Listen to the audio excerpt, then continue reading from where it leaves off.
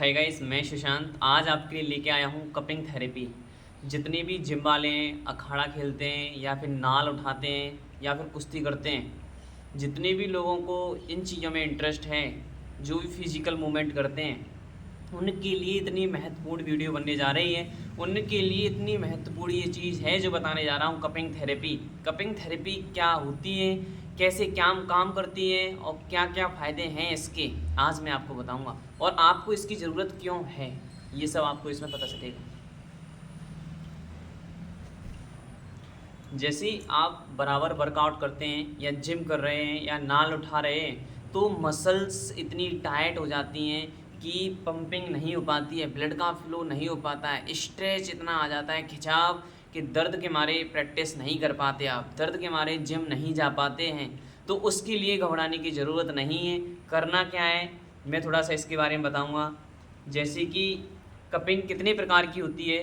जैसे नॉर्मल में एक ड्राई कपिंग होती है, एक हिजामा होती है और एक फायर कपिंग होती है, जो कि अपने पास तीनों अवेलेबल हैं। जी हाँ, जय गुरुदेव थेरेपी सेंटर बरहन में ये तीनों चिकित्साएं, तीनों थेरेपी अवेलेबल हैं।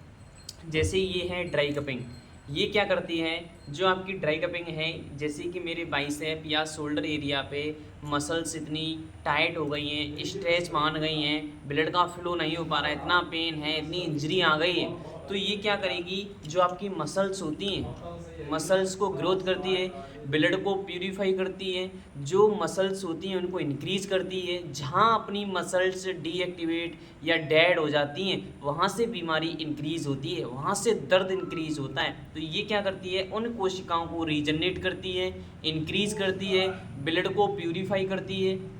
जैसे कि अपन आप सोच रहे होंगे लगाएं कैसे, हथेली पे लगा के दिखाता हूँ। ऐसे इसमें वैक्यूम क्रिएट होगा और वैक्यूम क्रिएट करने के बाद अपन इसको छोड़ देंगे।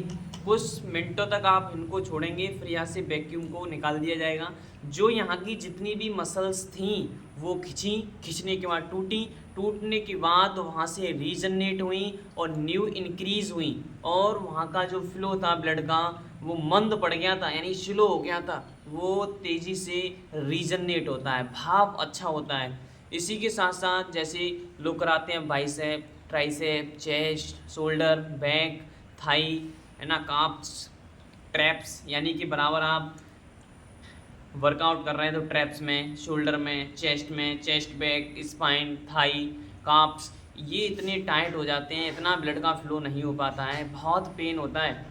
यदि आप इसको एक बार कराएंगे तो काफ़ी मदद पाएंगे। और इसी के साथ साथ जो ये फायर कपिंग है, ये है फायर कपिंग, और इसका क्या यूज़ रहता है, इसे हम जो आग जला के इसको इसमें वैक्यूम क्रिएट करते हैं। जैसे इसमें तो इतना डिजिटल है, ये ड्राई कपिंग है, इसे तो हम पंप से इसमें वैक्यूम क्रिएट करते हैं। इसमें हम आग लगा के वैक्यूम क्रिएट करने के बाद इसको भी मसल्स पर लगाते हैं।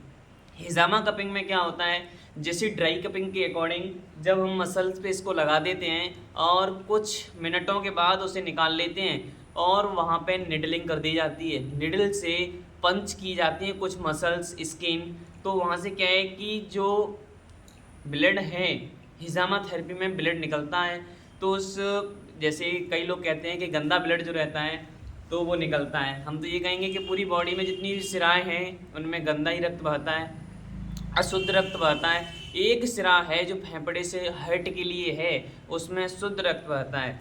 और आप देख रहे होंगे कि जैसे कि ड्राई कपिंग, हिजामा कपिंग और फायर कपिंग, सबके फ़ायदे बराबर हैं। और जो हिजामा कपिंग है वो हम जब कराते हैं जब हमारी स्ट्रेसनेस ज़्यादा आ जाती है, ब्लड का फ्लो बंद हो जाता है, मूवमेंट बॉडी नहीं करती है, जब हमें ज़रूरत पड़ती है हिजामा थेरेपी की। नॉर्मल में आप ड्राई कपिंग करा सकते हैं। ड्राई कपिंग कराने के लिए संपर्क करें, नीचे मैं नंबर दे देता हूँ, कमेंट में या डिस्क्रिप्शन में डाल दूँगा। आप यदि लोकल से हैं तो आप कराएंगे। एक बार यदि आप इसका ट्रायल करके जाएंगे, एक बार यदि आप कपिंग करा के जाएंगे, काफ़ी बेहतर आराम पाएंगे। थैंक यू सो मच, मिलते हैं नेक्स्ट वीडियो में।